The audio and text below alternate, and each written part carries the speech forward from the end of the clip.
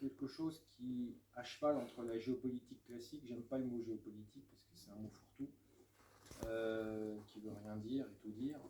Et donc mais admettons, géopolitique classique, mais aussi tout ce qui est sociologie des relations internationales. Alors, la géopolitique classique, on pourrait dire que, eh bien, quand on lit les travaux de Gabriel Martinez-Gros ou de Ibn Khaldoun, bien avant, puisque c'est un auteur musulman de l'époque médiévale, en gros, ils disent tous les deux, mais Gabriel Martinez-Gros l'a développé, un empire se définit à partir d'un centre qui est pacifié, un centre en paix, une périphérie en guerre.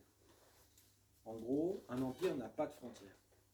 Un empire évacue la violence à l'extérieur de sa souveraineté. Un peu si cette table est un empire, si imaginons que le centre est là, eh bien la violence est repoussée à l'extérieur de cette table, vous voyez, autour, histoire de dire, on militarise la périphérie, et puis en fonction de nos intérêts, flux, reflux, flux, reflux. Ça, c'est le propre d'un empire. Pas de frontières, que des fronts. Un État, c'est différent. C'est pas de front, que des frontières. Donc, on intègre, on prend en charge, on s'empare de la violence, contrairement à l'empire qui la repousse, on s'empare de la violence pour en faire un monopole. C'est ce que Max Weber appelle la violence, le monopole à la violence légitime.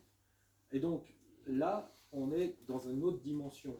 L'État, c'est pas de front, mais que des frontières, et l'Empire, c'est pas de frontières, mais que des fronts. Imaginez-vous que le Caucase, c'est le point d'intersection de 3 empires.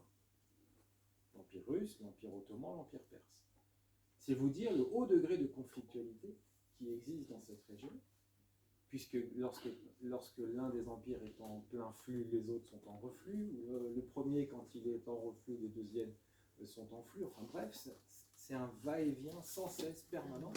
Et bien, sur ces empires mouvants, à la périphérie dangereuse, violente et mouvante, vous devez imaginer que voilà, les empires sont autour de cette table, imaginez que si cette table, c'est le Caucase du Sud, Azerbaïdjan, Arménie, Géorgie, eh bien, vont s'ériger 3 souverainetés, 3 États, qui vont avoir forcément des problèmes de stabilité, de longévité, pour asseoir des frontières. Donc, d'un côté, vous avez des poussées extérieures qui ne vont penser qu'à des fronts, et c'est valable jusqu'à aujourd'hui. Et 3 États à l'intérieur qui ne vont penser, non pas front, mais frontières.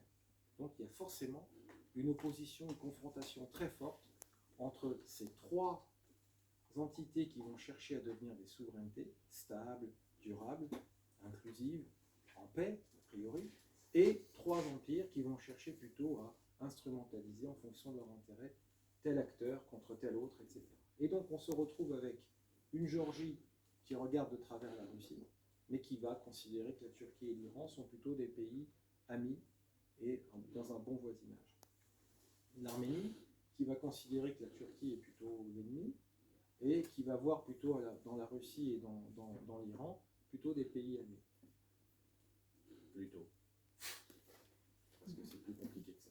Et l'Azerbaïdjan, c'est un peu pareil, c'est-à-dire notre ennemi à nous en Azerbaïdjan, c'est l'Iran, puisque l'Azerbaïdjan est coupé en deux, l'Azerbaïdjan caucasien et l'Azerbaïdjan iranien, au nord de l'Iran, composé de 15 à 17 millions d'Iraniens d'origine, on va dire, azérie, donc qui parlent la langue azérie.